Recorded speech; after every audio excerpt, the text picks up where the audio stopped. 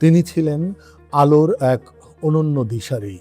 যখন আর্তমানবতার সেবা কেবল অবহেলা আর অন্ধকারে নিমজ্জিত ছিল, তখন এক মহীয়সী নারী নিজের হাতে প্রদীপ নিয়ে বদলে দিয়েছেন ইতিহাসের গতিপথ।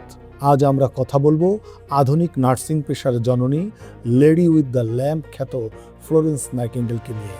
1820 সালের 12ই মে ইতালির ফ্লোরেন্স শহরে এক ধর্নাঢ্য ব্রিটিশ পরিবারে জন্মগ্রহণ করেন তিনি। তার নাম রাখা হয় জন্মস্থানের নাম অনুসারে।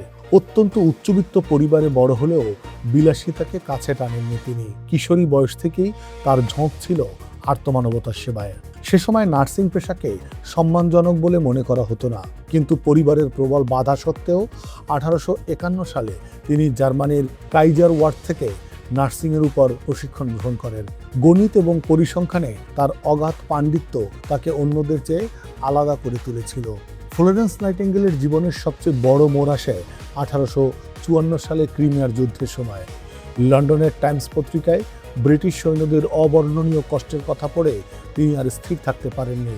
38 জন সেবিকার একটি দল নিয়ে তিনি পৌঁছে যান তুরস্কের স্কটারি হাসপাতালে। সেখানে গিয়ে তিনি দেখলেন অপরিচ্ছন্ন পরিবেশ আর সংক্রমণের তাণ্ডব। তিনি জোর দিলেন পরিচ্ছন্নতা, পুষ্টিকর খাবার এবং বিশুদ্ধ বাতাসের উপর। রাতের অন্ধকারে হাতে একটি লণ্ঠন নিয়ে তিনি নিয়মিত প্রতিটি রোগীর শয্যা পাশে যেতেন। সৈনিকদের কাছে তিনি হয়ে উঠলেন এক জীবন্ত কিংবদন্তি, দি লেডি উইথ দ্য ল্যাম্প। যুদ্ধ শেষে দেশে ফিরে তিনি নার্সিংকে একটি বিজ্ঞানসম্মত এবং সম্মানজনক পেশা হিসেবে প্রতিষ্ঠিত করতে মনোনিবেশ করেন। 1860 সালে তিনি লন্ডনে নাইটিঙ্গেল ট্রেনিং স্কুল প্রতিষ্ঠা করেন, যা বর্তমানে কিংস কলেজ অব লন্ডনের অংশ হিসাবে Florence nightingale school of nursing নামে সর্বাধিক পরিচিত।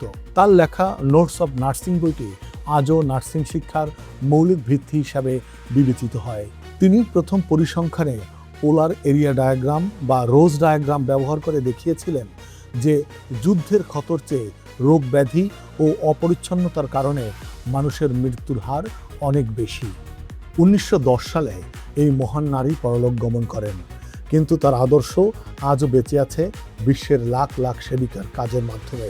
1774 সাল থেকে প্রতি বছর 12 মে তার জন্মদিনটি পালন করা হয় আন্তর্জাতিক নার্স দিবস হিসেবে। মানব সেবার ইতিহাসে ফ্লোরেন্স নাইটিঙ্গেল নামটি চিরকাল শ্রদ্ধা ও ভালোবাসার প্রতীক হয়ে অমলিন থাকবে। Desk report, next Bangladesh 24।